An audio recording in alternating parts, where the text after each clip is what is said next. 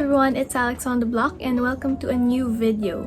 So today, I will be reading the Dark Academia book, which is The Secret History by Donna Tartt. So every time I read or I hear about a Dark Academia book, this book is somehow like in one of the comps. So they say that it's like The Secret History, or it reads like The Secret History, or if you like The Secret History, you would like this book as well. So I've been thinking that since I do enjoy the genre as well, the Dark Academia genre, I thought that it would be a wise decision to actually read The Secret History and know what they're talking about, because whenever I hear someone talking about Dark Academia, they make it seem like this book, this one, The Secret History, is the blueprint of Dark Academia. Obviously, I don't know if that's like correct, but yes, I do want to read it just so I would know what they're actually talking about. And I think that this book is actually something that I would enjoy. So for first impressions, what I think about this book is that it will be exploring a lot of like the evil in humanity, and perhaps it will explore the students' descent into evil, or perhaps they are already evil as they are. So at the back it says, under the influence of their charismatic classics professor, a group of clever eccentric misfits at an elite New England college discover a way of thinking and living that is a world away from the humdrum existence of their contemporaries. But when they go beyond the boundaries of normal morality, they slip gradually from obsession to corruption and betrayal, and at last inexorably into evil. So yes. So another thing that I think this book will explore is more on like characters and not the plot itself. So perhaps we'll get to meet a lot of these characters, since I've been hearing a lot about this book as well. I hear that every person has a different character that they like while reading the book, so perhaps we'll also explore that, or maybe I'll hate all of them.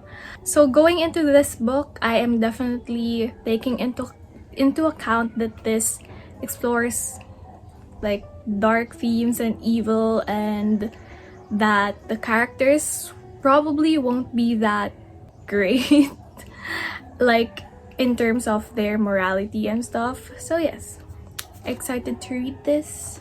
I will check in once I've read a couple of pages.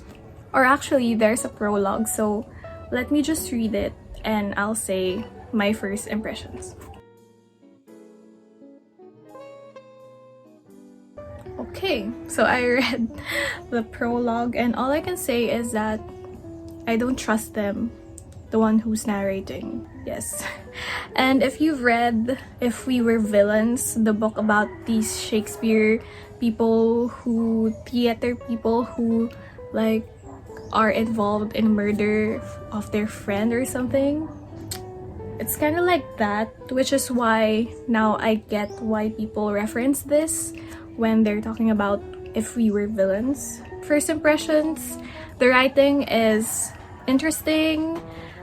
There are no quotes for the things they say. I don't know if that goes... Oh no, there is in the body of the book. Still no thoughts that are deep and profound. Excited to read it. Also, this is so floppy. Like, hey.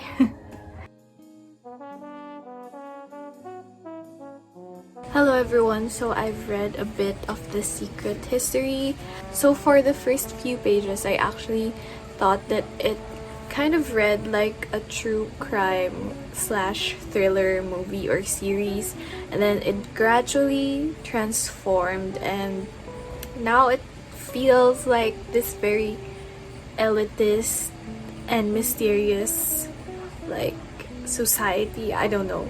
So essentially, we follow Richard, who is also the narrator for this book, and it follows his life from when he was in California originally, and then he became kind of very interested about this college called Hampton. It's hard to pronounce, but yeah, it's a college or a university in Vermont, and so he does everything he can to go to that school, even if it's very like expensive, and as I said, it's like far from his house, and yeah, it's just very difficult to get into the university, especially with his own circumstances. And so Richard actually manages to go to this university, and he takes like English Lit, I believe, or was it biology? I think it's English Lit. And so he goes to the registrar, I think.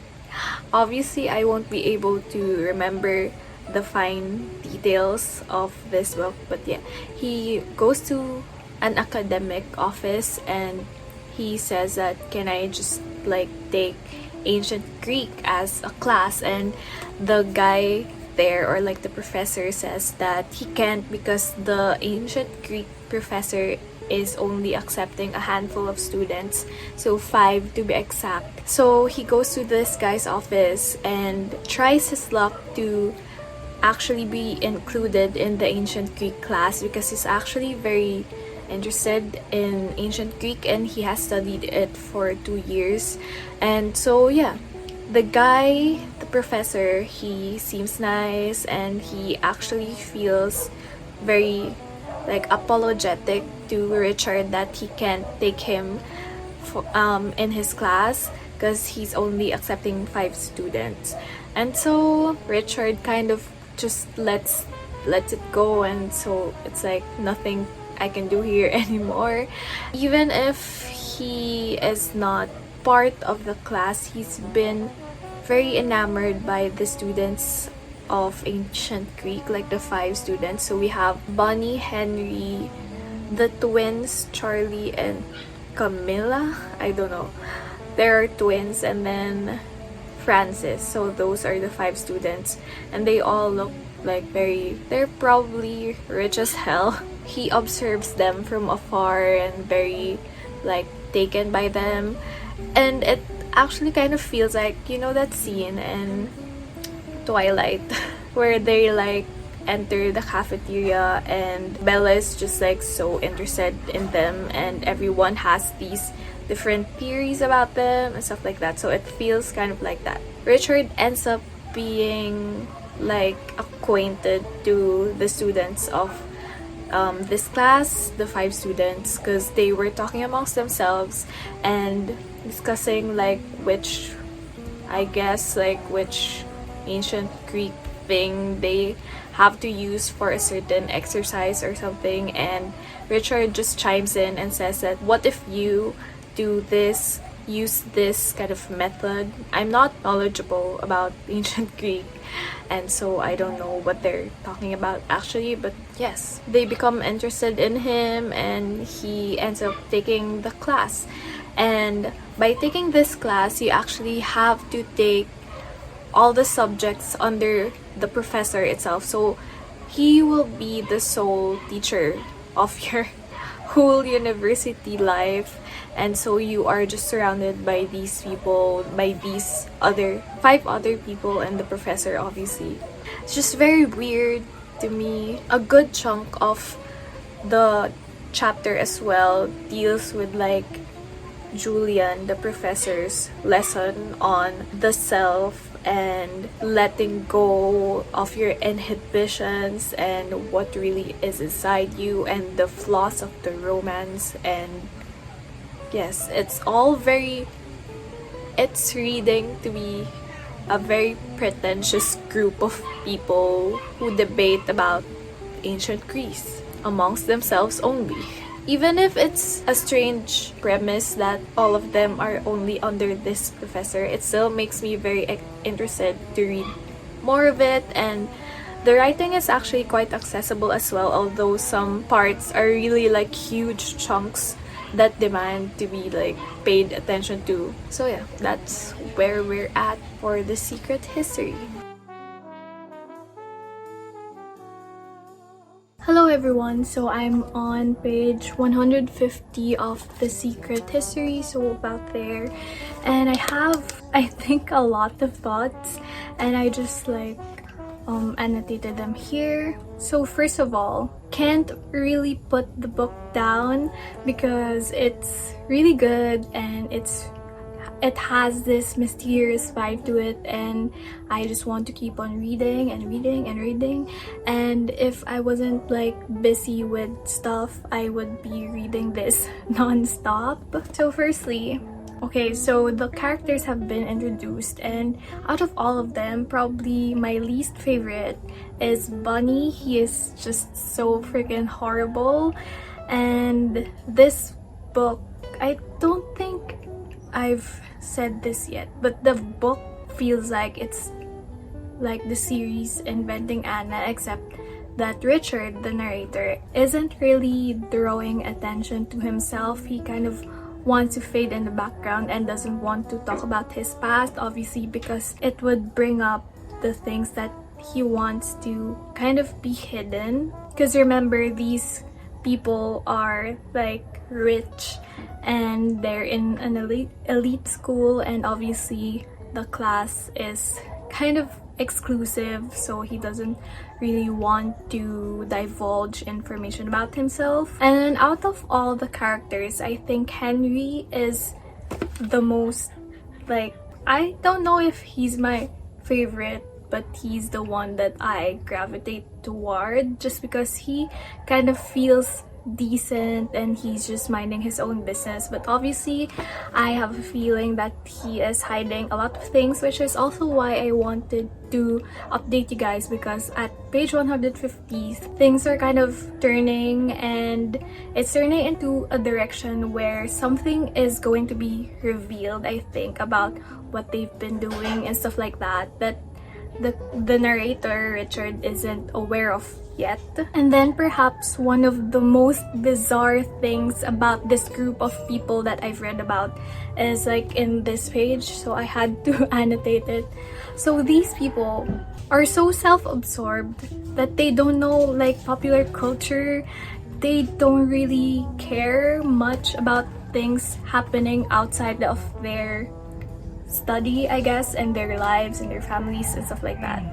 They didn't even know that a man had already walked on the moon. That's how bizarre and extreme it is.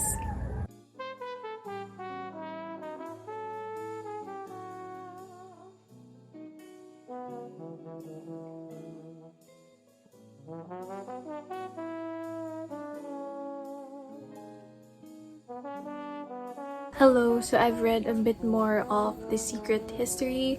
I'm on page 180 now, and I'm realizing that the appeal of this book is actually what had happened. It's the mystery of how a closely knit group such as them descend into this chaotic thing, because for the first chapters of the book, it's essentially just them hanging out and living in their kind of utopian life of just lounging around in the countryside and just being together, although obviously some secrets are kept by the others from our narrator Richard.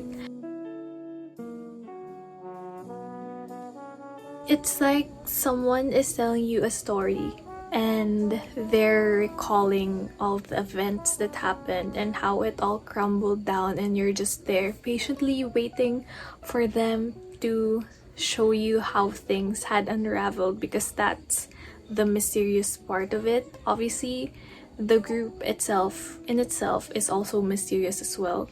It just kind of shows you how people are drawn towards mystery and towards the unknown. And then also, I'm very impressed with this writing style, because it's obviously it's a bleak ass book. It's winter in Vermont. It's essentially, if you think of it as a color palette, it's kind of like a dull gray, a dull brown, a dull green and like perhaps some brown, like leather-ish brown. That's how I could describe it as a color palette and how it feels like to the reader. It's just very bleak, and yet you're still reading. Like, what? I actually have this annotation here which would show you how the writer is so good with their writing style. So here it is. It amazes me how menacing Donna Tartt manages to portray winter and the cold. There's something so horrifying about losing your safety and security needs that the mere threatening of it itself makes your mind wander into the dark places. I mean, this isn't the darkest book I've read, but it's definitely one of the darker ones, I think, because it's not just like a very surface level, this is a group of friends and they turn evil because something happens. It's not just that. It also kind of explores how the self is unconsciously being distorted. I know, that's just the feeling that I get, and I know that sounds kind of a little pretentious, but I can't describe it any other way. Also, as I said, I'm on page 180, and by this point something really huge was unraveled, and I don't know how the book would go forwards, because essentially what was unraveled in this part of the story was the thing that I was so curious about, like what had happened with this specific situation. If you've read this book, you would probably know what it's about. And yes, the turn of events, very weird and like very strange, and also kind of supernatural-ish. I don't know, or maybe they're just dumb. I don't. Yeah. My curiosity has evolved. It's now I'm curious to see what else would happen for this part, because before that my curiosity was what had happened. So yes, essentially that's my thoughts, and probably we'll have more throughout the book.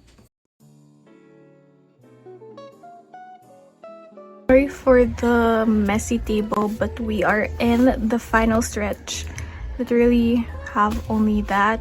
I'm on page... what page is this? Page 422. I'll probably finish this today, and my thoughts are the first 2/3 are probably more like exciting, and the last parts are quite not really slow, but not as exciting as the previous parts.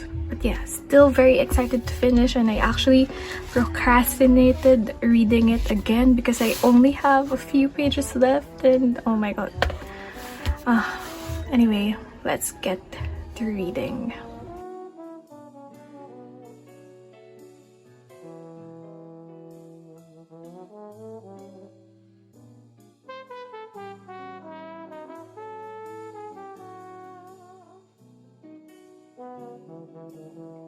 Hello everyone, so I finished The Secret History. So as a recap, this book follows Richard, our narrator and protagonist, who enrolls in Hampton College in Vermont. So this university is an elite university for the liberal arts, and he becomes acquainted with a group of 5 students who study classics because he also wants to study ancient Greek.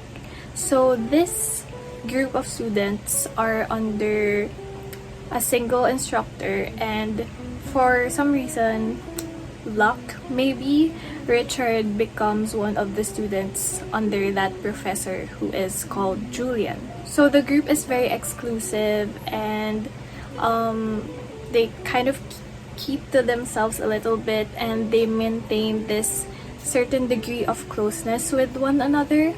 So Richard's peers are rich as opposed to him who is on scholarship, and you can just feel in Richard's narration that he is very fascinated by this group of people. We have Henry, Francis, the twins, Camilla and Charles, and then Bunny. From the start, we know that Bunny would die, and the book essentially is Richard telling you how it came to be and what happened next. So I rated this book 4 stars, and I kind of had a difficult time rating it. But ultimately, I decided on 4 stars based on how the book and the story itself was executed. I think it was just fascinating and quite interesting. Obviously, it's not a perfect book, and if you're not going to vibe with the writing style and Richard's voice, you will probably be very, very bored reading this. It's a very bleak book, so yeah, it kind of probably is prone to boring people. I don't know. For me, what was driving the book forward is the transition of them towards evil and messiness. I was actually talking about this book to with a college friend, and she said that when she first read it, afterward, she really didn't like the book, but through the years, she realized that the story stayed with her, the characters and the events, and it really has this emotional significance for her. But for me, I really vibed with the writing style, so I was never really bored reading this book. What I appreciated most about this book was how they transitioned into being these amazing intellectuals, rich, well-read, multilinguals. They study a lot, and then with a sort of utopian life when they went to Francis's country house, literally rowing boats and having picnics and dancing and stuff. Granted, they're quite pretentious and elitist, but with the nuance of the characters, you actually kind of sympathize with them to a certain degree, even though they are quite evil. So yeah, when it started going down and the curtain was pulled back, you can really see how they are just these messy humans who are evil and who do bad things, essentially. And the ending actually made me very sad. It was just such a shame. So for now, I'm going to be talking about some spoilery stuff, so if you don't want to be spoiled, please skip ahead to this timestamp. Okay, so number 1, let's talk about Bunny's death. So my prediction was it was going to be some sort of ritual, what they did with the other man. And my very specific prediction was that they were going to kill Bunny Julius Caesar style, because it just fits.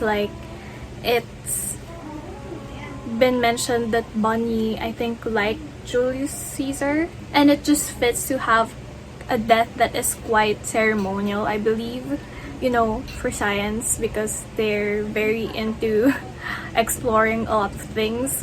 But no, they really just had to push him off a cliff, very in contrast with what I imagined, which I guess works too, especially if the author really wants you to see the contrast between these well-read intellectuals and just them being stupid and scared that Bunny would rat them out. There's this kind of unveiling with Bunny's death that all of them are just, messy young adults who are quite evil. But since they've built it upon themselves that their actions are more justified than not, you can kind of sometimes catch yourself sympathizing with them and thinking that maybe it really isn't as bad as it seems. But yeah, it's just so ominous that they stayed at Bunny's family house and ate their food, and yet they're the ones who killed their son. It's just so strange. Number 2, Julian. The man really just fled. Wow. I was reading that part at the cafe and I was losing my shit because he just ran away. And then lastly, Henry killed himself. You know, I think Henry is the patron of romanticizing. The guy romanticized their first murder.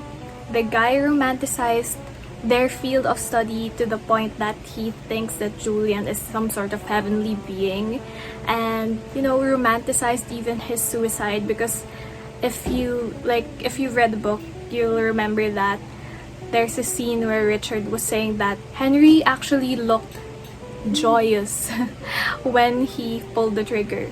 He saw Henry's face on the mirror and he just saw the joy on his face. It was kind of like a eureka moment for Henry, and it's just so strange to me. Because at first I really was drawn towards Henry. I thought he was a nice guy. Turns out he... Ooh. Also, the twins issue was so dark. Like, oh my goodness. Anyway, so do I recommend this book to everyone? Probably not. Did I enjoy reading it? Yes, I enjoyed it a whole lot. I actually couldn't put it down. It was so good for me.